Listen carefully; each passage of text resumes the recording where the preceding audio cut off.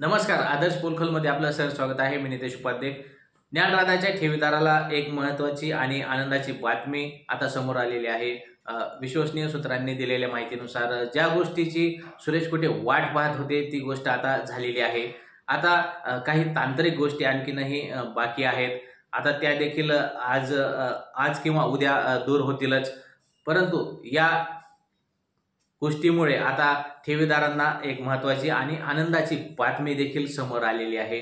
आता या सर्व गोष्टी नेमकं कसे मांडणार आणि कसं आता या सर्व गोष्टीतून सुरेश कुटे बाहेर येणार हे देखील पाहणं महत्त्वाचं आहे। या गोष्टीचा यशस्वी पाठपुरावा देखील आम्ही करत आहोत। नेमकं आता ठेवीदारांना त्यांच्या फायद्याची बातमी देण्यासाठीच देखील आम्ही देखील प्रयत्न करत आहोत।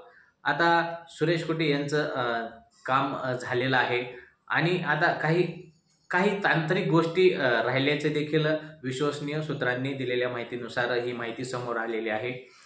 काही ठेवीदारांमध्ये मोठा संभ्रम निर्माण झालेला आहे की त्यांच्या ठेवी मिळणार आहेत की नाहीत, हा देखील मोठा प्रश्न या निमित्ताने उपस्थित केला जात होता आणि काही ठेवीदारांनी देखील टोकाची भूमिका देखील घेतल्याचे आपल्याला पाहावयास मिळत आहे। नेमकं आता या गोष्टी काही आता दिवसावर काही तासावरच आल्याचे देखील बोललं जात आहे। आता काही निगेटिव्ह बातम्यामुळे देखील ठेवीदारांमध्ये देखील मोठा असंतोष आपल्याला पाहावयास मिळत आहे।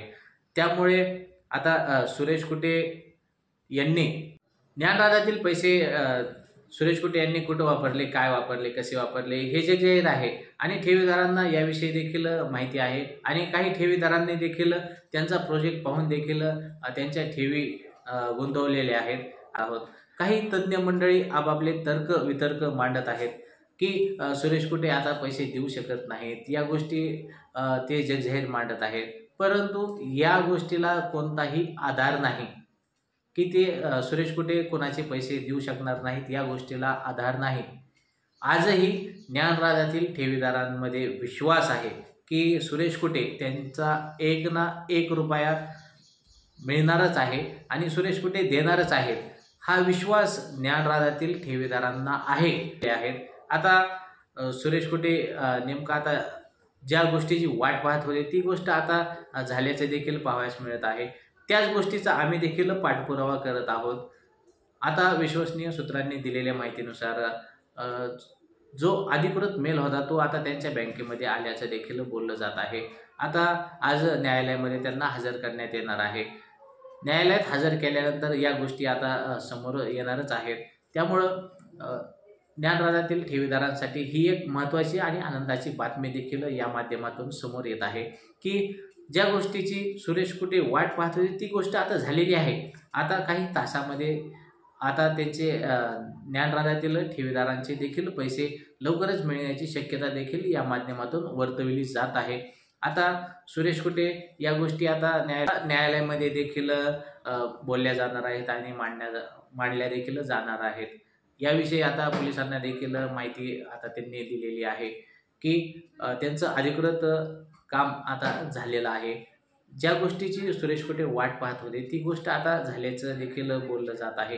त्यामुळं ज्ञानराधाच्या ठेवीदारांसाठी आता ही एक आनंदाची बातमी समोर आलेली आहे की त्यांचं जे ठेवी अडकलेल्या होत्या त्या ठेवी मिळण्याचं काम आता झाल्याचं देखील बोललं जात आहे। नेमकं आता या गोष्टी सुरेश कुटे काय मांडतील आणि काय सांगतील हेच पाहणं महत्त्वाचं आहे। आता सुरेश कुटे यांच्याकडून अधिकृत याविषयी काही वृत्त देखील समोर येईल असं देखील बोललं जात आहे। आज संध्याकाळपर्यंत सुरेश कुटे याविषयी काही सांगतील असं देखील वर्तवलं जात आहे। आता ज्ञानराधाच्या ठेवीदारांसाठी खरंच ही एक महत्त्वाची आणि आनंदाची बातमी या माध्यमातून समोर येताना आपल्याला पाहावयास मिळत आहे।